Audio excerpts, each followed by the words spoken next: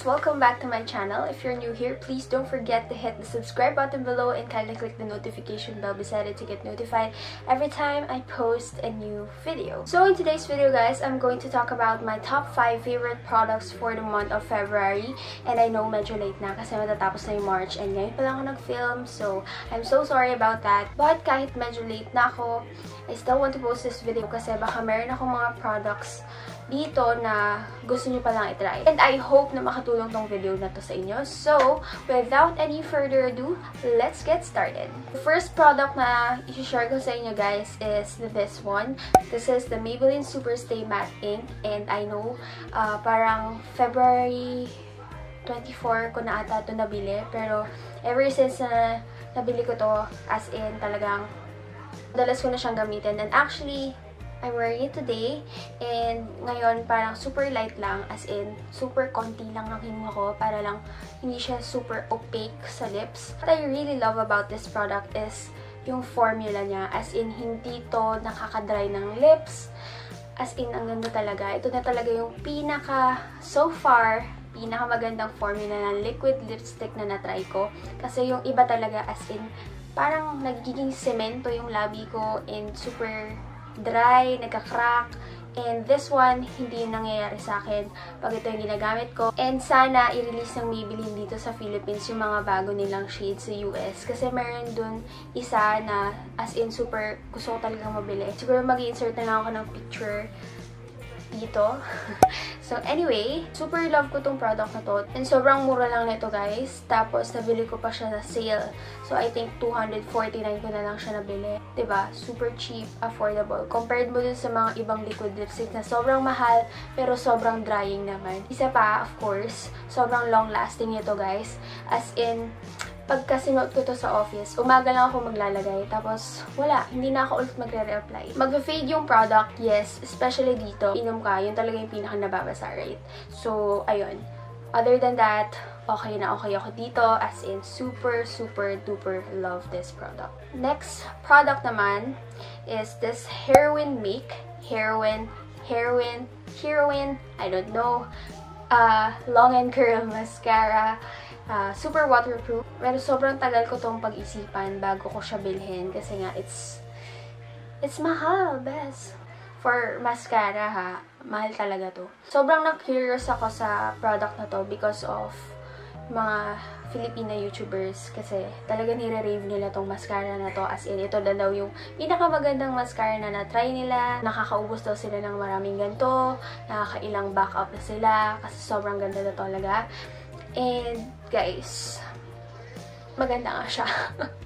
Gamit ko siya today. I'm not sure kung kita nyo ba sa camera, pero grabe to.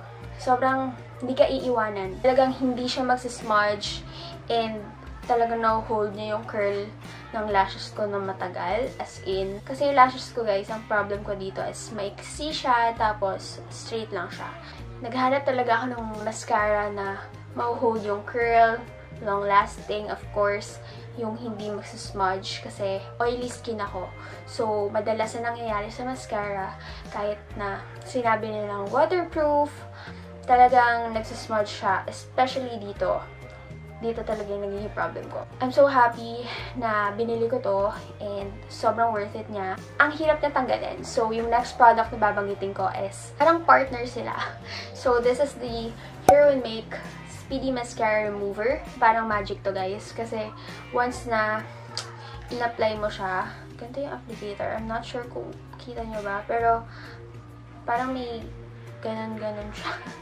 Tapos igaganon mo lang sa mascara mo. Tapos yun na, matutunaw na. Walang kahasel-hasel. Pero, I tried using ibang makeup remover para matanggal to. Pero, ito talaga yung magandang pangtanggal. Kung gusto mo na talagang hindi ka na ma-hassle, yung hindi mo na kailangang i-rub yung eyes mo, sobrang ganun na ganun. Ito talaga. Super love this combo. Super worth it. I think ang bili ko dito, sa dalawang to lang, is nasa 910. Basta 900 plus. Super duper worth it. Kung gusto nyo na magandang mascara, mag-invest ka lang ng konti or magdagdag ka lang ng konti, ito na yung bilhin mo. Kasi sobrang worth it talaga. Promise! Next product, guys, is the Clinique Take the Day Off Makeup Remover. And As you can see, meron siyang oil. So, perfect to, especially kapag ka-heavy yung makeup ko. And gusto ko yung talagang smooth at walang matitirang kahit na anong residue. So, ito yung ginagamit ko. And I really love this one kasi hindi niya nasisting yung eyes ko.